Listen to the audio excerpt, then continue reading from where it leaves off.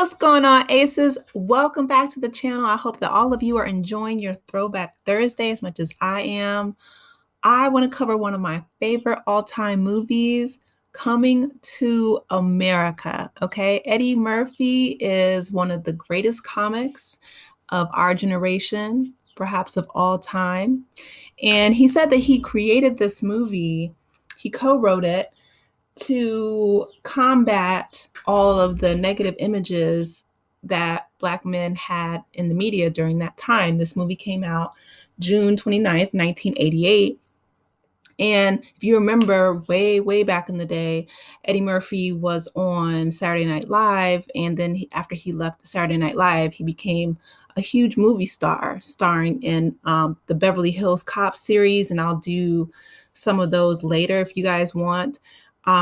But this movie right here is so important to so many of us. Like, I just made a movie about Ariel and representation and The Little Mermaid.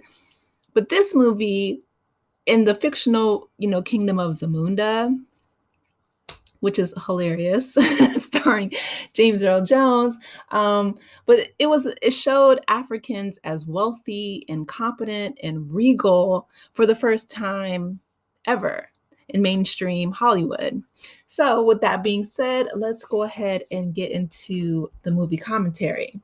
So in the wealthy African nation of Zamunda, like I just said, the crown prince Akeem Jafar, he was just growing weary of his pampered lifestyle. I mean, he was awakened by classical music, and he had people following him all around with rose petals, and so he was just tired of it. On his 21st birthday, he told his family that he wanted to do more. And when his parents, King Jaffe and Queen Aeolion, beautiful names, presented him with his bride to be, who was gorgeous back then. She's still gorgeous. She looks exactly the same. And if you guys don't remember, of course, the iconic scene where he takes her in the back, he's like, bark like a dog, and she's like, arf, arf. He's like a big dog. And she's like, woof, woof. She's hopping down on one leg. Oh my goodness, this movie, hilarious. I mean, just sound bites like that. People still quote this movie to this day. It's me, I'm people. I still quote this movie to this day. But he just basically wanted more than someone who was raised from birth to, serve him. He wanted a woman who had her own mind, was independent, or not necessarily independent, but independent in her thinking, right? And so he and his best friend Simi, which is played by Arsenio Hall, they go to New York. They're like, New York or LA? And then they flip a coin and they're like, well, where should we go in New York? And they go to Queens, New York. Okay. So again, they show up in all of this gold and, expensive clothes. And Akeem's like, no, I want to fit in. I want to be regular. I want someone to love me for me and not for my social status or my money. And so they basically get robbed, but they live in a really kind of crappy apartment, and under the guise of being poor foreign students, international students. So then he begins his search for his bride, and they end up being invited by some locals to a rally raising money for the neighborhood, right? So during the rally, Akeem encounters Lisa McDowell. So she possesses all the qualities that he's looking for in a woman. So she gets up on stage and, she's encouraging people to give for this charity. And one of the things I love about this movie is that Eddie Murphy plays so many different characters, right? Like he plays the lead singer, on the stage, and he plays one of the barbers in the barbershop. Fantastic.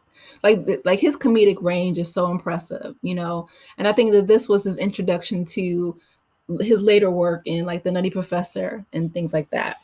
But Yeah, Eddie Murphy's definitely one of my favorite comics of all time. So once he finds out that Lisa's dad owns the McDowells, he and Simi get jobs at McDowell's, and there's Louis Armstrong as well. And so McDowell's, of course, is a knockoff of McDonald's, and it's owned by Lisa's dad, who's a widower, Cleo McDowell.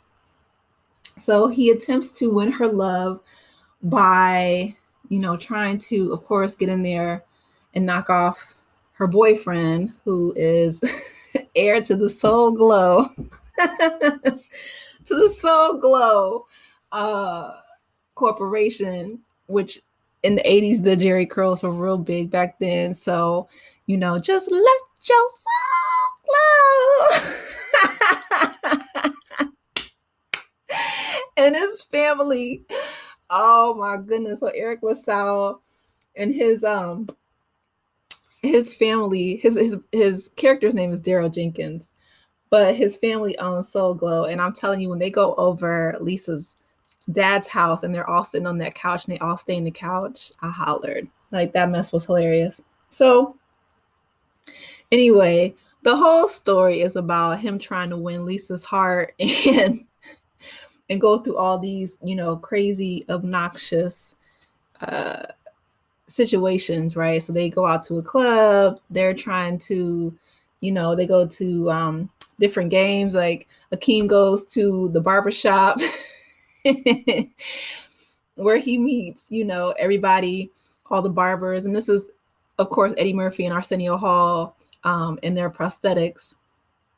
Again, just, showing their comedic range. And people still quote this, like I said, to this day. I love this movie so much. It's such a cult classic. So they go out to a game and he's like, yes. He's dating, well, she sets him up with, her sister. He's not interested in her sister, but he goes just to try to get along.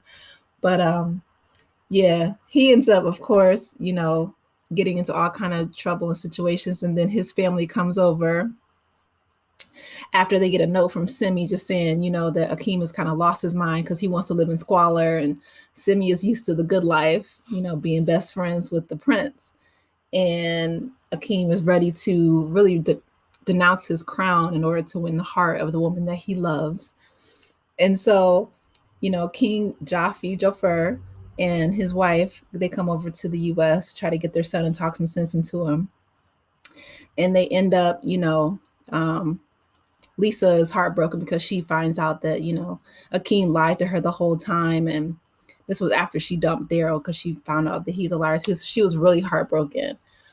But of course, he goes back home sad and thinks that, he lost the love of his life. And then his parents surprise him at the altar. And he's like, if you want, I can give all this up right now. And she's like, nah. And they remade the movie. I'm so excited. There's another remake. A couple years ago, they made a 2021 where, and Sherry, she still looks the same. Everyone pretty much still looks the same. They look great. But it's about them being over in Zamunda and ruling their kingdom after they've had their children. And, it goes on from there. See, I love stuff like that when you pick up the storyline and continuing that story from, when the children are a little bit older. But anyway, I love this movie. It's a cult classic.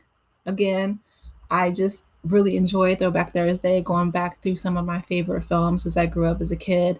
You guys drop down in the comments. Let me know if you guys still quote this movie. I hear people quote it all the time. And what's your favorite Eddie Murphy movie? Drop down in the comments. And please be sure to like, share, and subscribe. I forgot to say that earlier. Please be sure to subscribe to the channel if you haven't done so already, and like the channel. It's a free way to support the channel. I will talk to you later. Take care, Aces. Bye.